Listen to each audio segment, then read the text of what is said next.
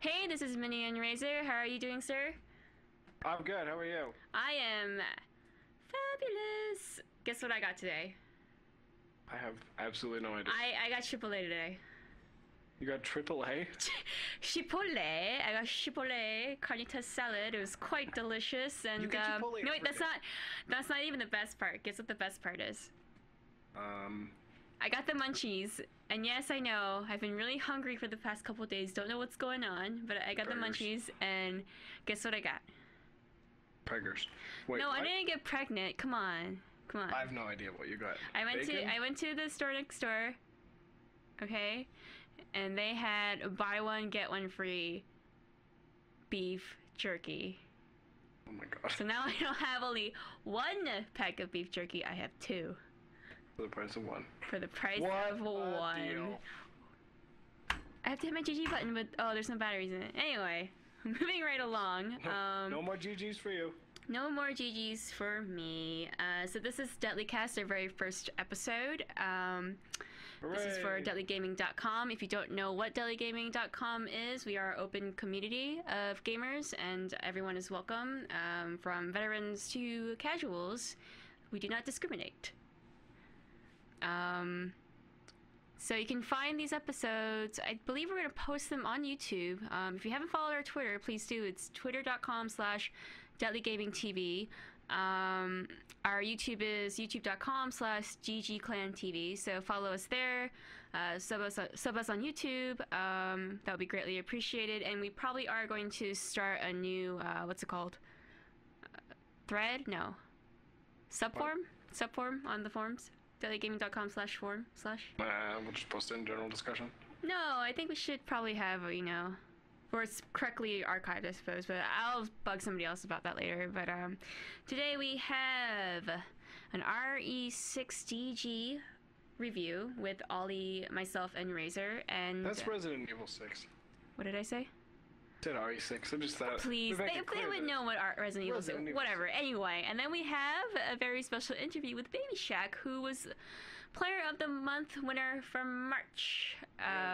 Hooray! Congratulations! And I believe if you haven't voted yet, the April one is still going on, of course, because it's only the 8th of April. Who is it? Next Generation, Crimson, and Fastnet. So good luck to those people. What else do we have on the agenda here? That's all. That's all. So this is our Resident Evil 6 review. I've got Ollie and Razor with me. I guess we're just going to go over what we did and didn't like about the game, and would we recommend it to friends? Probably not. For, how much is it? $39.99? $40. $40. I don't think I would recommend it. British pounds. Well, overall for me, I found it fun to play, but I felt like it was really shallow. I did enjoy the plot. It was very, like a lot of cliffhangers and action-packed. But other than that, I felt like it was a really sloppy game, and the camera angles were just rage-inducing, and the AI when you played solo, oh my god, blood just squirting from my eyes from the rage. Did any of you play it solo yet, or has it always been co-op? Not yet. Just go up. The AI is pretty god-awful. I would imagine. I do think that Resident Evil 6 would be better with a controller, because it's very similar to Resident Evil 5's controls, which is quite a breeze with the controller, but on the PC it's like playing Twister with your fingers, trying to press all the buttons and finding the quick time event buttons. I don't know, it's just a god-awful mess. The quick time events don't really make sense on the keyboard so much. Yeah. Not to mention it's been out on consoles for like 4 months, so they've had time to perfect it for controller. Which I don't know why they brought it out so early compared to PC. So overall, basically, I agree. The game was fun to play. The voice acting is particularly good. One that goes along with that, though, is the lip sync was pretty much always not even close. I'm not sure what was going on with that, but it was kind of distracting. I really like the way they had the multiple different campaigns kind of coming together and weaving one story, which was a pretty effective storytelling technique, and it was pretty it was a new way to do that. Obviously the co-op works really well because everything's designed to be 2 people, except for the Ada campaign, which feels like they just kind of tacked it on at the last minute, and it doesn't really make any sense a lot of the time, but have to deal with it. One of the things I liked in a lot of zombie games, you get a few different kinds of monsters. Like Left 4 Dead has like 4. But in this, you just like kept having different kinds of monsters with different abilities, and it was cool to have that kind of variation. What I didn't like is that the quick time events were absolutely out of control.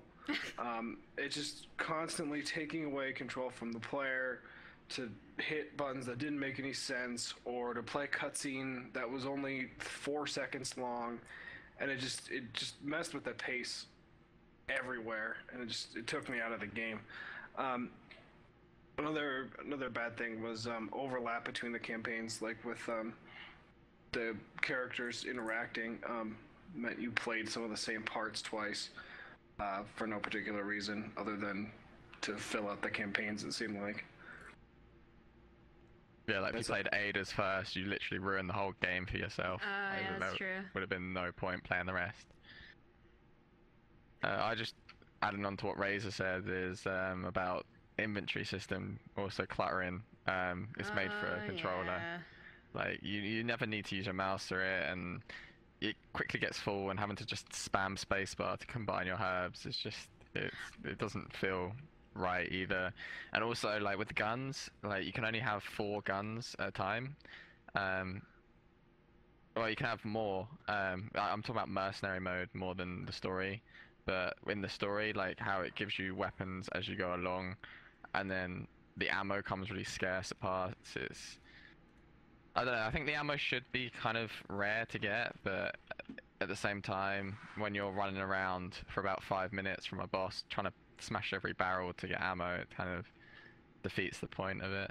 That is one thing I noticed, is that the Chris campaign, I understand Resident Evil is kind of survival horror, and that's fine. If it's actually survival horror, then you can make the ammo scarce, and that's Now fine. hold on. You guys play on no hope mode? Because I was having a lot of trouble with the ammo when I was playing on no hope mode. We played No Hope for a bit of Leon's, and then we decided against it.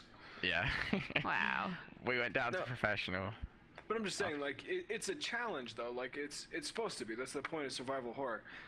But I felt like the Chris and whatever his face Piers campaign was not really survival horror. It was basically just a third-person shooter with zombies. But that's what they were going for with that campaign, though. So you can't really knock on them for that. That's fine. Yeah. But then they gave you the same amount of ammo as the survival horror ones, and it was like I was constantly out of ammo for everything. I see what you mean. Just running around knifing people for like an hour until I got more ammo. Yeah, and it didn't work. Sloppy execution, but I think their minds are in the right place. I think one thing we definitely need to mention is the doors. Oh my god. Oh, is it that bad? Many I didn't play the doors. Chris and Pierce campaign quite yet, but a lot of doors, eh? I uploaded that video of yeah. I recorded maybe half the doors we opened, and I made a montage of like half of that, and it's a solid like 4 minutes of just opening doors for no particular reason. Yeah, with Chris's campaign, it just feels like they're filling the campaign with doors, because every door was a cutscene that both of you had to be there for, and it was just like you couldn't do anything. Like you go into a room, kill 2 monsters, then another door, then go into another room, then another monster, then another door, and it just broke gameplay up so much. Yeah. It was hilarious when we finally got to the door. There was just like one of our like non-player like AI teammates opened the door, and they're like, "No, that's what we're so good at opening doors. That's our job. Fuck you, that's our job." Made us redundant. Well, I haven't played the Chris and Pierce campaign quite yet. I did enjoy the Leon and Elena campaign, and I was enjoying the Ada campaign, but then I realized the agent add-on was kind of stupid. Like it was obviously a last second, oh crap, we gotta give her a partner thing. So stupid things like when we had to transition to a next scene, you would get left out like on the platform, and then you would just automatically appear next to me. So that was kind of stupid. But I know overall, I really enjoyed the story. I enjoyed the characters a lot. Like I felt like a lot of them were relatable. I know you guys probably hated Leon's perfect hair. Boy band hair. Yeah. No, his hair was not perfect. His hair was not combat ready. It's not combat ready, right? That's not a good idea. Hey, don't question Leon Kennedy, all right? He's a badass. Using some like water-resistant conditioner where his hair never got wet. Hilarious when it was raining and it's just like his hair was still perfect. Oh my god. I mean, again, I feel like Resident Evil 6, the makers, they had their heart in like the right place, but just sloppy execution. Like, I felt like it was like slapped together. They focused really well in a lot of places, like the story and the voice acting, and didn't focus enough on other places that are really important to any game ever, like pace and maintaining people's involvement in the story. It kind of makes you wonder what were they thinking. Like, you know, it's 2013. The video game industry's rising. Like, you'd think by now they'd have it down right. Well, it feels like they're halfway to making it into a movie, and they're kind of with all the quick time events and the cutscenes that are just like, look at this sweet set piece that we made. It's like it's almost like they're making a movie, and they're like grudgingly let you sometimes push buttons that vaguely affect what happens. Well, this game has 4 hours of cutscenes in. So. Shit. 4 hours. Damn. Yeah, I felt like when I was playing the Leon and Elena one by myself, I was watching the cutscene and my eyes were like glued to the cinematic because it was so interesting. But then like all of a sudden it'd be like, oh, hit Q&A. I'm like, what? And then I like throw my stuff over and like I knocked my water bottle over trying to press the buttons. So, you know, it caught me in surprise. Yeah. But, and the one where you have to do WASD in a circle. Oh yeah, you don't have to do it in a circle. You can just mash WASD and it worked. It was stupid. Yeah, we realized that eventually. It was like, it seemed like a controller, because on a controller you take the left joystick and you can control it's really easy. But the equivalent of that on a PC is WASD. Well, and hitting those in a circular fashion, which you didn't have to do, we realized after doing it 47 times, is not easy. I think I noticed that if you just hit WASD without the correct order, it'll kind of go slower, but then if you do it in the correct order, it'll go faster. And I think in No Hope mode, during the Sherry and Jake campaign, that really mattered because it was a timed event, and I kept dying over and over again because I was being lazy. I didn't want to. It's kind of like when you say a word over and over again, it sounds weird. It was the same thing with WASD, like repeating it, and I was like, oh, this feels weird. Your fingers get tired. Yeah. I ended up just like, you didn't actually have to push W. You could just hit ASD repeatedly. No way. I can do that pretty fast. That's easy, right? Yeah. While you type in the podcast notes, good. Oops. At points in the game, it seems like they're just throwing in quick time events just because they could. Like when me and Razor were walking along a bridge, and then I'd fall off, and then I'd have to do a quick time event to get back up, and it's just like, can't you walk on a bridge straight? Like, come on, like why do you have to fall off? Padding out campaign length with these like stupid little 20-second things that add nothing, no story development, no character development, no enjoyment to anything. I mean, I don't mind the odd few, like on boss fights, doing the quick time event to do the final blow is kind of, I don't mind them. I think they're well placed, but the ones that just out everywhere and you have to do it just to move, it's just kind of silly. Well, again, sloppy execution, but I think they had their minds in the right place. Just feel bad for the makers because they tried so hard, you could tell, but they just failed miserably. I give them like an A for effort, but I don't know. Doesn't. I don't know. I played a lot of Mercenaries and a lot of the Onslaught with me and Nightmare did play that quite a lot, and I don't know, they put a lot of effort in that. I feel like the Onslaught mode, which is where you two are like competing against each other, that's quite good. How you have to, the more you kill, the more that goes onto the opponent's map. It's like 2 separate maps. So I think Resident Evil definitely a game that your friends make it fun, not the game, your friends. Because on my own, I would just get bored within 20 minutes, but playing with like Razor and Nightmare just padded it out a lot more and made it more fun. So would you say if you had a friend that you could play with, would you recommend $40 for this game? No, because that's $80 total between two of you. Even with all of like the mercenary stuff and Onslaught and all the different story modes that you could do, you still wouldn't spend like, I feel like it would kind of weigh out with the amount of time you spend playing the game with like how much it costs, right? Yeah, I guess it could eventually. I just feel like if you want the industry to make better games, you shouldn't encourage it with your wallet and wait for it to go on a $10 sale on Steam. It's probably going to be a $10 sale on Steam. I don't doubt that. I think that's going to happen. Next 6 months for sure. Yeah. It's real cheap. I'm going to be mad that I spent $40 on it, but you know, I had good times. No regrets. No regrets.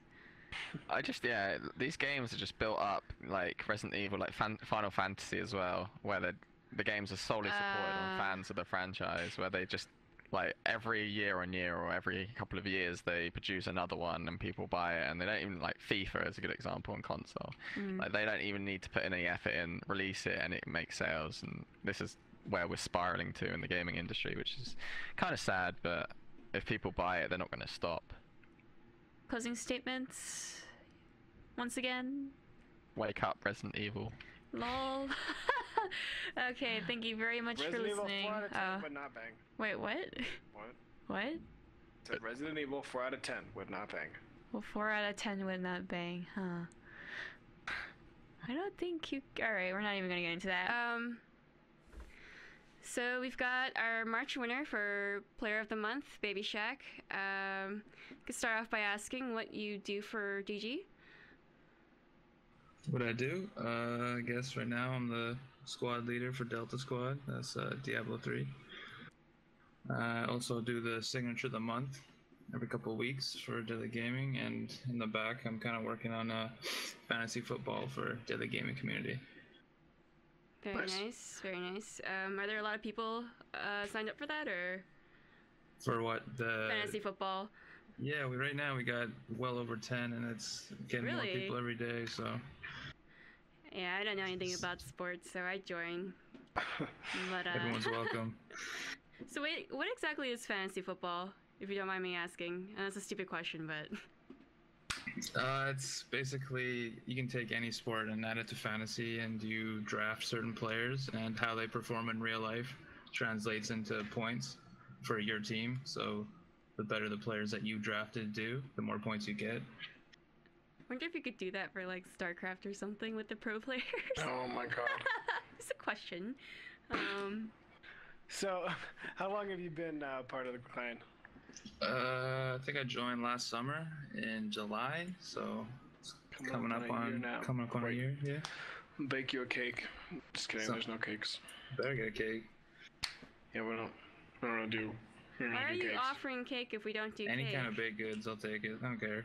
Oh, okay. Internet cookies. I got cream cheese cake. Or, I mean, what's it called again? Cheesecake? Don't even know what's going on. I don't. There's too many things going on. You're offering cake, and we don't have cake to give, and you're... Internet cake. You're ruining everything. Let's see. So for Signature of the Month, have you noticed any particular people, you don't have to name names, but any people that have improved in Photoshop skills and design? Oh, definitely. You can tell people who... Sometimes it's people who just join the clan and they're just getting into it, and they start submitting entries, and then as the months go on, you can tell that each entry gets better and better. And not only that, like you can tell that they're more integrated into the community itself, because they're talking with other people, trying to get better, and just talking with the contest overall. Yeah, that's pretty neat. I think I tried it once, but then I got really lazy. So I know Razor's got mad skills with MS Paint, though. Oh, I made a with that Hitman sig. Oh, I saw that one. Yeah, it was pretty badass, but I didn't want to put it in there because gotta give everyone else a chance. Right? Yeah. No, that's fair. Yeah, definitely. Speaking of trolls, I think I remember seeing one sig a long time ago where it was like swag YOLO, cash money or something like that. That wasn't me. That was who was running it then.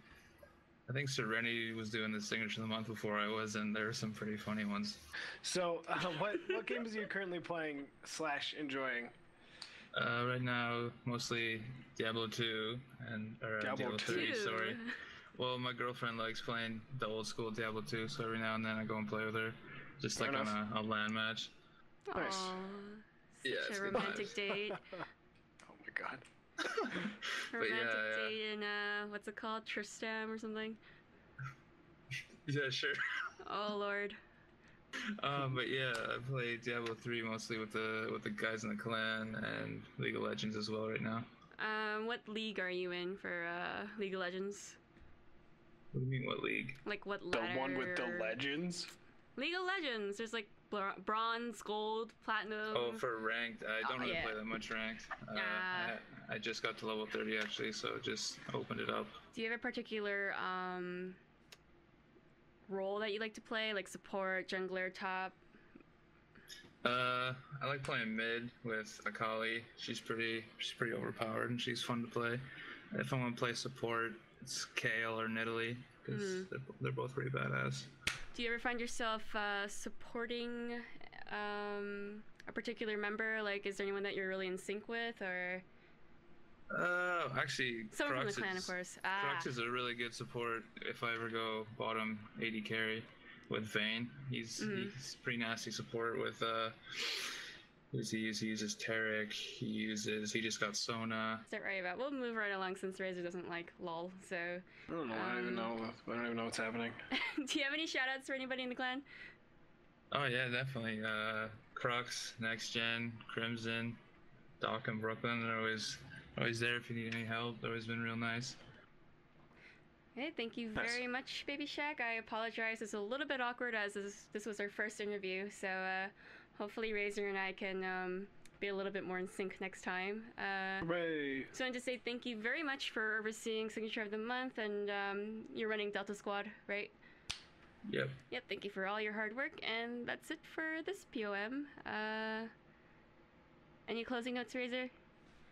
The end. Oh my lord. Awesome. Oh my god. Okay, we're done. Alright, so that's all for this week's episode. Hopefully next week we'll have an interview with Brooklyn or Mad if we can get them. They don't know this, so it's going to be a super sweet surprise for them. If you have any other suggestions for games you'd like us to review, go ahead and send this to us. You can either submit ideas, feedback, etc., anything like that to us on the forums or through other social media things. Twitter, yes indeed. Don't forget to like, comment, and share on YouTube, all that good stuff. And I hope you all have a good night. Bye! Bye!